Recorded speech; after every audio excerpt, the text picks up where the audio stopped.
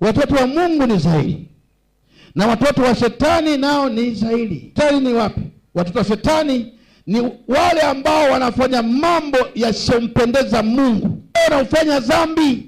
Imeandikwa atendaye dhambi ni wa Ibilisi. Kwa kuwa Ibilisi siku zote utenda dhambi. Waraka wa kwanza wa Yohana sura ya 3:7. Watoto wadogo, mtu na asiwadanganye. Atendaye haki yu na haki kama yeye alivyo na haki. 8. Atendaye dhambi ni wa Ibilisi, kwa kuwa Ibilisi utenda dhambi tangu mwanzo, kwa kusudi ili mwana wa Mungu alidhihirishwa ili azivunje kazi za Ibilisi. Kila mtu aliyezaliwa na Mungu hatendi dhambi, kwa sababu uzao wake wakaa ndani yake, wala hawezi kutenda dhambi kwa sababu amezaliwa kutokana na Mungu. 10. Katika hili watoto wa Mungu ni zaidi na watoto wa Ibilisi nao. Mtu yeyote asiyetenda haki hatokana na Mungu, wala yeye asiyempenda ndugu yake. Amen. Watoto wadogo, anasema mtu asiwadanganye. Kumbe kuna namna ambapo kuna kudanganyika. Sisi watoto wa Mungu tunadanganyika, tunakuwa watoto wa shetani, kwa sababu shetani ana mtoto hajazaa. Watu wote ni wanani? Shetani hana mtoto aliyozaa, isipokuwa anachofanya, anafanya udanganyifu, akidanganya ili uwe wa kwake. Haleluya. Amen. Anakudanganya kwa nini? Anakudanganya kwa kutenda dhambi. Anajua kabisa kwamba huyu ana baraka, ana neema, ana ukuu.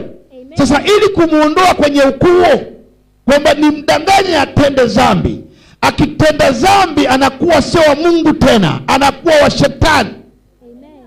Haleluya. Sasa mwenyewe ajui kwamba udanganyifu unaofanywa nao ili shetani ampate mtu, lazima alete udanganyifu. Anakudanganya katika mambo mengi, kwenye zinaa, kwenye uongo, kwenye wizi, kwenye ulevi. Yote ni udanganyifu. Haleluya.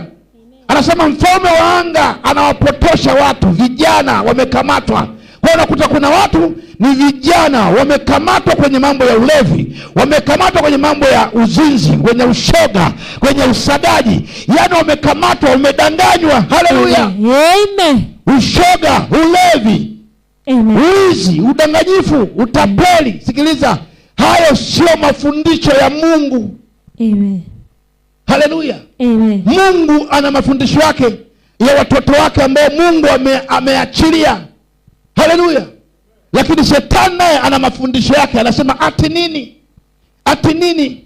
Na ukiyafuata mafundisho ya shetani, maana yake lengo lake wewe umwache Mungu. Amen. Maana atendaye dhambi ni wa Ibilisi. Amen. Kwa kuwa Ibilisi siku zote ametenda dhambi. Amen. Unajua Ibilisi, shetani amefukuzwa mbinguni. Bwana Yesu asifiwe. Amen. Na anamjua Yesu vizuri. Amen. Ndio maana ukisoma Biblia anasema tuna nini naye mwana wa Mungu? Tuna nini naye? Umekuja kutuhukumu? Yesu hakuja kuhukumu, anasema sijakuja kuhukumu, ila nimekuja kutafuta kilichopotea. Alipotea nani? Alipotea ni mtu aliyemwacha Mungu. Amen. Akaenda kwa shetani kwa sababu ya dhambi, ndio amepotea. Amen. Aliyopotea ni mtu ambaye amemwacha Mungu. Kumwacha Mungu, Yesu ndio njia sahihi ya kuifuata. Sasa wewe umeacha njia ya Yesu, ukafuata njia ya upotevu.